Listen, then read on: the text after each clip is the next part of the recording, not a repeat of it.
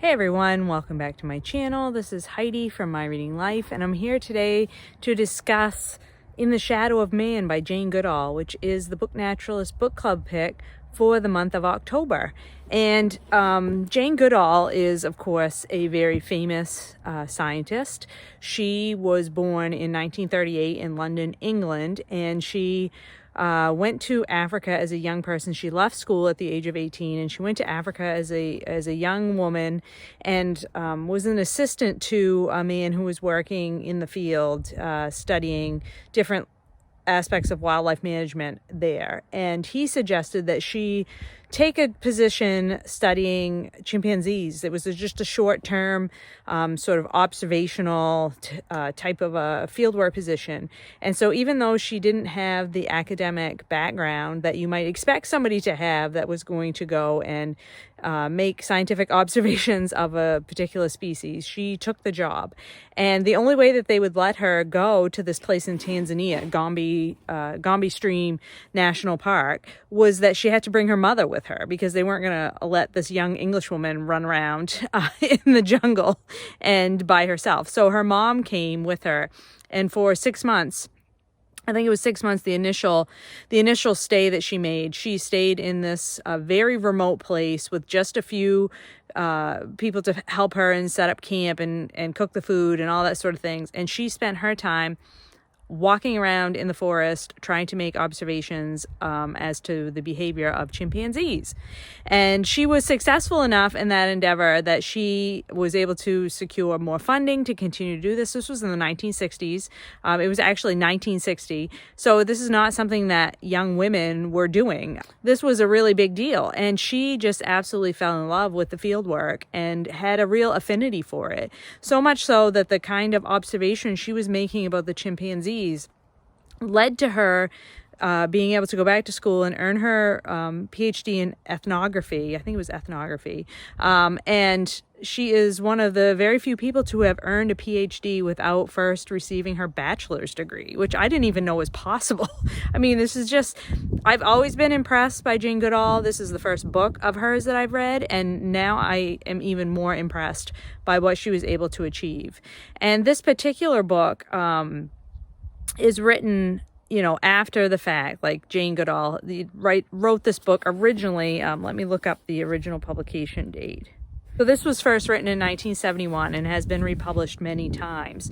And the thing that I noticed the most right off the bat with this book was how charming it was. It's definitely written in an old school kind of style where Jane Goodall is telling the story about what happened.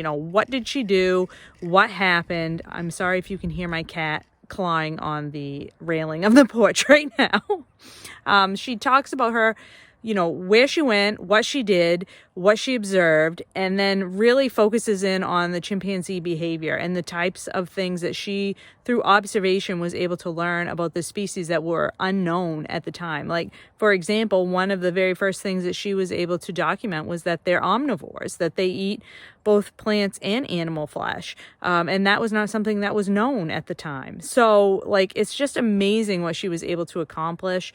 She was just the kind of person that would be willing to wander off into the forest by herself and sit for hours and just be quiet and watch what animals were doing. And it's just fabulous the way that this book is written. I mean, I think it is definitely written in an older style, in that Jane Goodall is not making, the only value judgment that she is making is that chimpanzees are wonderful and deserve the right to live. But she doesn't, this isn't the type of nature nonfiction where she's bringing in arguments about what humans should and shouldn't do. This is all about the chimpanzees and what they're like and what their society is like and how their behaviors shape their world and what we can learn from them. And I just really loved it. I was enthralled throughout. I thought this was I would call this a cozy read. And that's not normally an adjective that I would ascribe to a piece of nature or science nonfiction. But this is just so charmingly written. It just feels like a warm hug around you. And it's not that Goodall doesn't talk about sad things or the types of violent behaviors that chimpanzee can display towards each other and to other animals in the forest.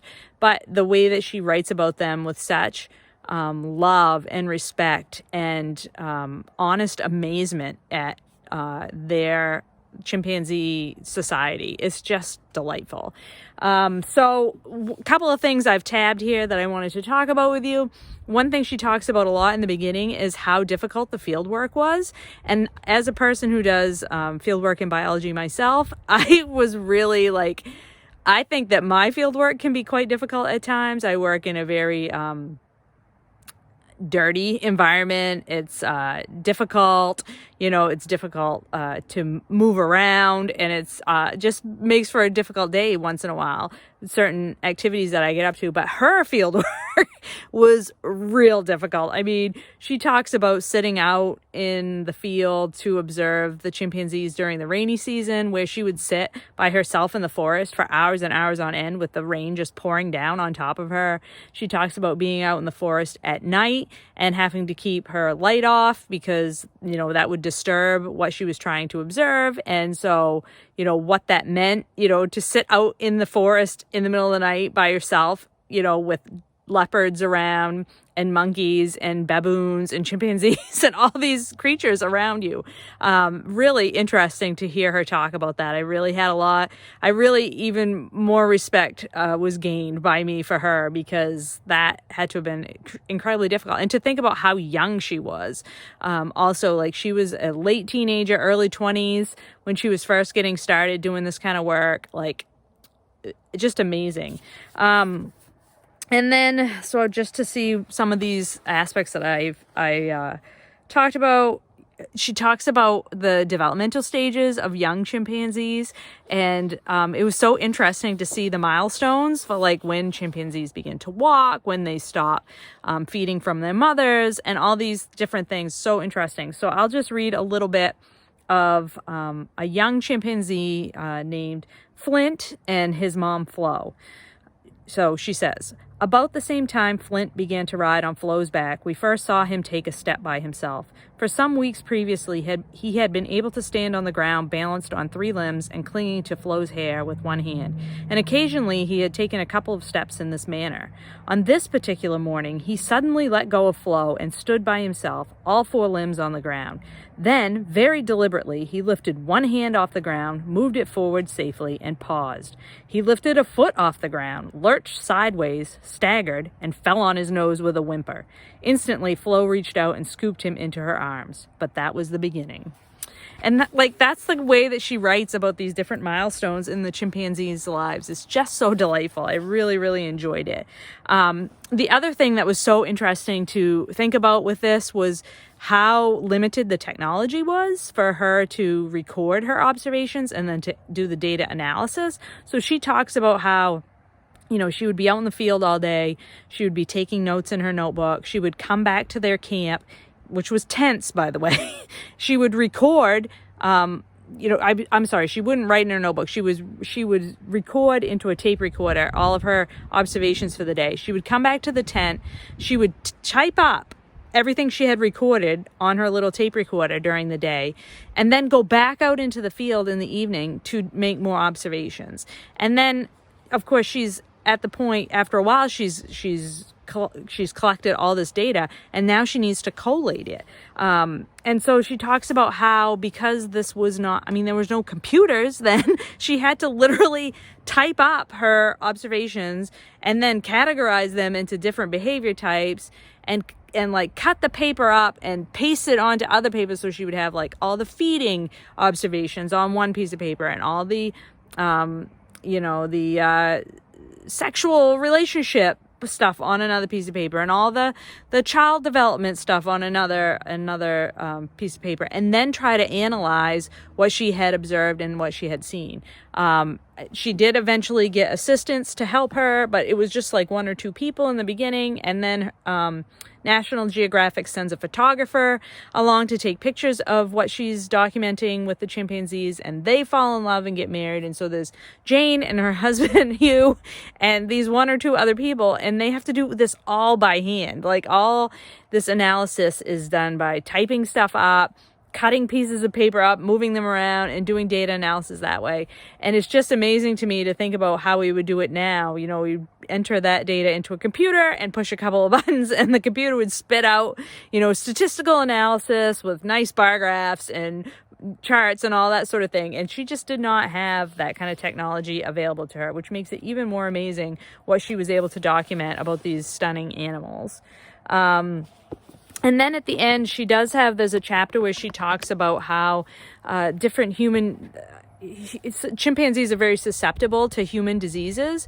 And so there was a period of time where the chimpanzees in her group at Gombe Stream National Forest were experiencing an outbreak of polio. And she describes what happens to some of these chimpanzees that come down with polio, and it is heartbreaking. It is really, really sad, and really makes you understand, like, as humans, we're always, you know, focused on the diseases that can pass from animals to humans, but I don't know that we really think too much about our diseases that pass back to animals.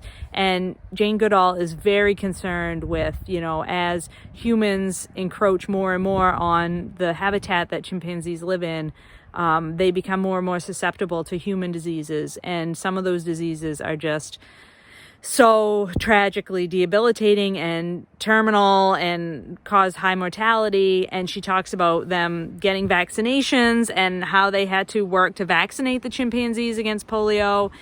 Just incredible. So yeah, I really love this book. I am so thrilled that I finally read something by Jane Goodall. I think it's truly a wonderful piece of science nonfiction that is really accessible to everyone.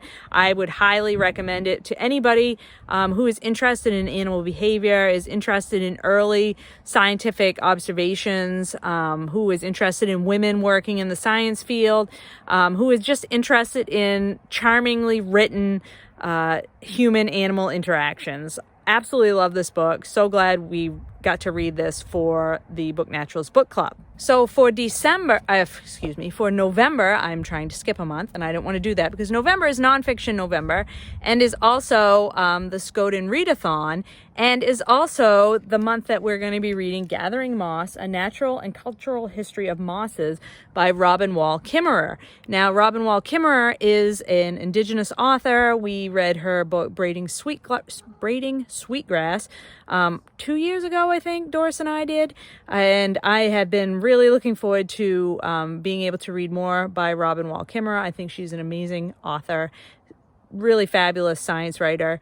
So I'm very much interested in finding out what she has to say about mosses. And so this is the Book Naturalist pick for the month of November. I hope that you will be able to join us as we read this book. And please do let me know in the comments if you read this Jane Goodall in the Shadow of Man, or if you've read other Jane Goodall in the past, and if you plan to read Gathering Moss with us in the month of November. I hope you're all doing well and finding some great books to read, and I will talk to you later.